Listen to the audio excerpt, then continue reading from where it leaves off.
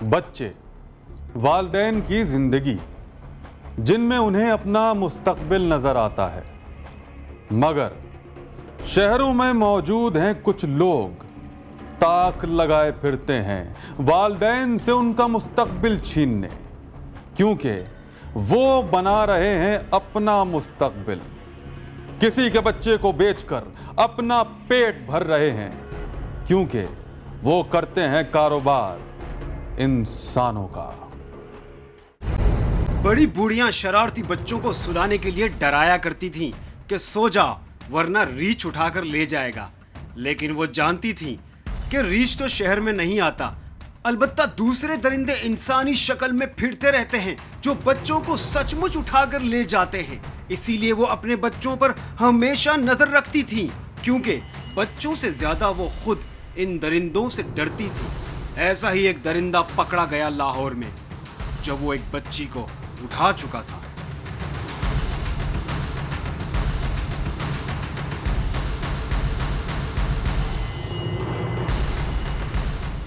वो गली में खेलती बच्ची को उठाकर शहर की भीड़ में कहीं गायब हो जाता कि बच्ची ने रोना धोना मचा दिया।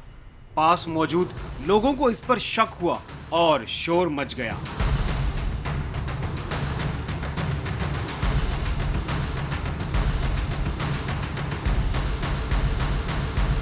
बुर्दा फरोश ने लड़की को फेंका और दौड़ लगा दी। अगर मौके पर इसे कोई ना देखता और इस पर शक न किया जाता तो राबिया के घर वाले इसे हमेशा के लिए खो चुके होते और इस बच्ची की किस्मत कहीं और लिखी जा रही होती। मगर जहां जुर्म होता है वहां इससे लड़ने वाले भी पैदा हो जाते हैं, जो अपनी जान खतरे में डालकर बदी के सामने डट जाते हैं, जैसे बाबर पाकिस्तानी।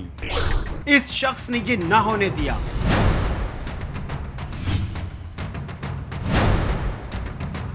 और इसने बुर्दा फरोश के पीछे दौड़ लगा दी और भागने ना दिया।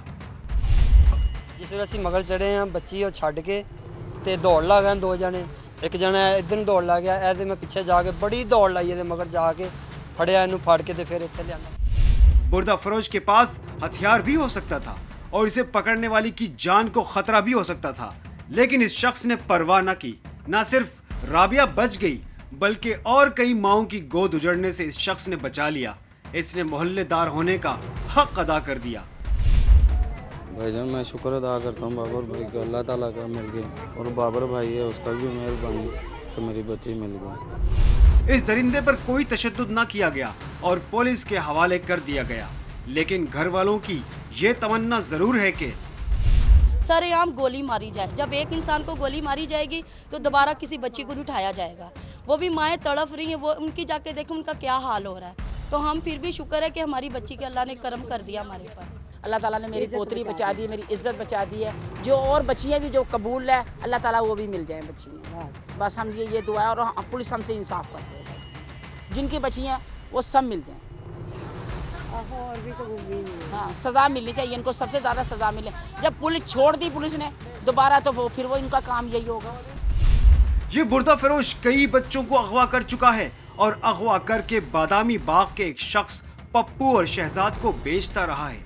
पुलिस यकीनन इस हवाले से कुछ करेगी, क्योंकि शहरियों ने तो अपना काम कर दिया बल्कि पुलिस का काम कर दिया, चाहे पुलिस कहती रहे कि ये कारनामा इनका है। एक को हमने मौके पे गिरफ्तार कर लिया, एक को हमने मौके पे गिरफ्तार कर लिया, एक को हमने मौके पे गिरफ्तार कर लिया। 2 बंदे भाग जाने में कामयाब हो गए हैं, उनको हम इंशाल्लाह उनके घर छापे मार रहे हैं, अरेस्ट करेंगे इंशाल्लाह। रोशनियों का शहर अक्सर अंधेरों में डूबा रहता है, जिससे हर शहरी मुतासिर है, तलबा, डॉक्टर्स, मजदूर। मगर कुछ लोग ऐसे भी हैं जो अंधेरे या लोड शेडिंग की परवाह नहीं करते। इनका काम तो दिन की रोशनी में बड़ी आसानी से हो जाता है और रातों को ये करते हैं आराम। कराची, जिसे न सिर्फ पूरा मुल्क सबसे ज्यादा रेवेन्यू हासिल करता है बल्कि डाकू भी।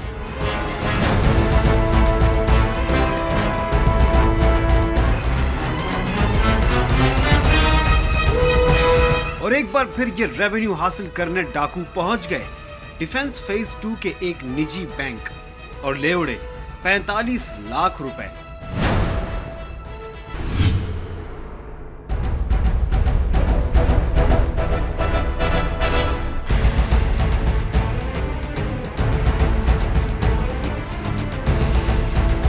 जाते हुए गार्ड का असलहा भी साथ ले उड़े। गार्ड के काम का तो वैसे भी न था। पुलिस जराइम पर काबू नहीं पा सकती तो क्या हुआ, तफ्तीश तो कर ही सकती है। उनमें 2 बंदों ने तो हेलमेट पहने हुए थे और 2 की जो है वो पिक्चर्स हमें क्लियर मिली है। एक जो है वो अल्हम्दुलिल्लाह आइडेंटिफाइड है, लेकिन हम अभी उसको डिस्क्लोज नहीं कर रहे। पुलिस का कहना है कि डाकू मुकम्मल तैयारी से आए थे और 2 मिनट के अंदर बैंक का सफाया कर दिया।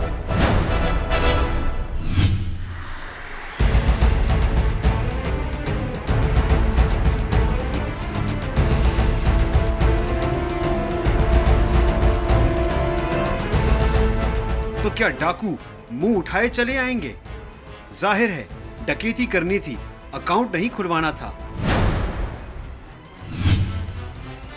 पुलिस के मुताबिक बैंक का अमला भी डकैती में मुलव्विस हो सकता है। कराची में इस साल होने वाली ये 11वीं बैंक डकैती है और हर माह मतवातर हो रही है। इस साल जनवरी में 1 बैंक डकैती हुई, फरवरी में भी 1, मार्च भी खाली नहीं गया, अप्रैल में भी 1, मई में हो गई 2, जून में बढ़कर 3 और जुलाई की ये अब तक की दूसरी बैंक डकैती है, जबकि महीना अभी तक खत्म नहीं हुआ। अभी तो आधा साल बाकी है कि डाकू 11 कामयाब डकैतियां मारकर फरार हो गए।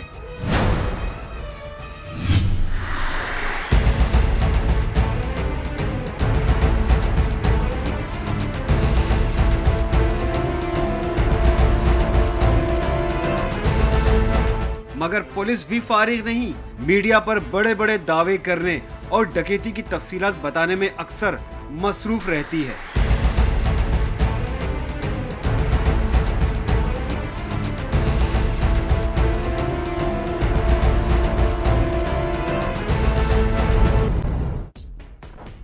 क्रिकेट हमारी कौम का महबूब खेल। क्रिकेट के खिलाड़ी फिल्मी सितारों से ज्यादा पसंद किए जाते हैं, मगर लाहौर में क्रिकेट के चाहने वाले कुछ ऐसे भी थे जिन्हें यह परवाह ही नहीं थी कि पाकिस्तान और भारत के दरमियान क्या होने वाला है। उन्हें अगर फिक्र थी तो इस बात की कि 7 समंदर पार गोरों और कालों के बीच क्या हो रहा है।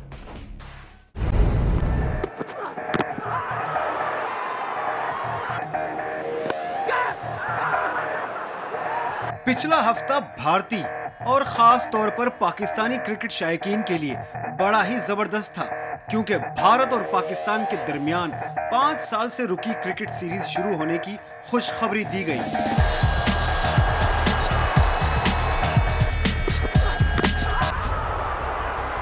लेकिन कुछ क्रिकेट शायकीन ऐसे भी थे जिनका ओढ़ना बिछोना तो क्रिकेट है, मगर फिर भी इन्हें इस खबर से कोई सरोकार न था कि पाकिस्तान या इंडिया की सीरीज होगी या नहीं होगी।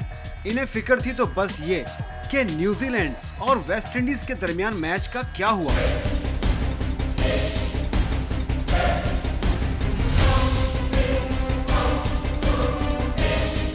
जी हाँ, इनको फिक्र थी 7 समंदर पार गोरों और कालों के बीच होने वाली क्रिकेट सीरीज की।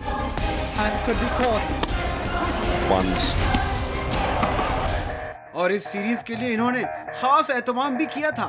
सैटेलाइट डिश, LCD स्क्रीन्स और न जाने क्या क्या लवाजमात। पुलिस को भी तशवीश हुई कि आखिर ऐसा क्या है, और इसी तशवीश पर जौहर टाउन पुलिस ने दे मारा छापा।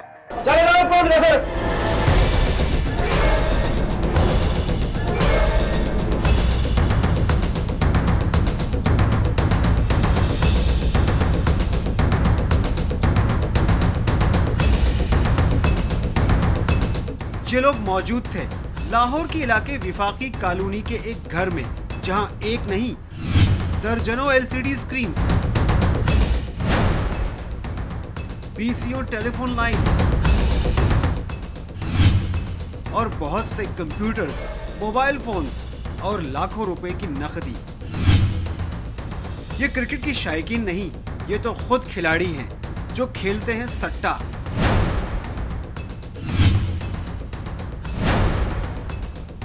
पल के एहतमाम करते हैं सट्टा खेलने वालों के लिए, जिसका एतराफ ये खुद करते हैं। भैया मैच करा रहे थे, मैच पे जुआ खेल रहे थे उस जो होटल पे ये जुआ चल रहा था वेस्ट इंडीज और न्यूजीलैंड टीमों के दरमियान खेली जाने वाली T20 सीरीज पर। जुए खिलाने वाली इस टीम का कप्तान है मियां खुर्रम। फार्मर ने इन्फॉर्म किया कि आपके इलाके में बहुत बड़ा जुआ हो रहा है, जो मैंने अफसरान वाला के नोटिस में ला के बताया कि जी इस तरह। तो मैंने रैकी करके यहाँ रेड किया कि यहाँ मैच न्यूजीलैंड और वेस्ट इंडीज़ के मैच में जुआ हो रहा था। इसके अलावा दोनों की रेसिस में भी जुआ होता है। तो ये मौके पे जुआ मियां खुर्रम जो है ये काफ़ी अर्सा से इधर करा रहा था जुआ, जिसको मौके पे इसके 9 साथियों के साथ गिरफ्तार किया। पुलिस ने मुल्जिमान को गिरफ्तार करके मुकदमा दर्ज कर लिया है।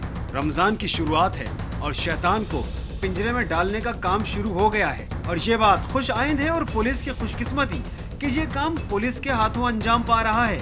ड्यूटी भी और सवाब भी।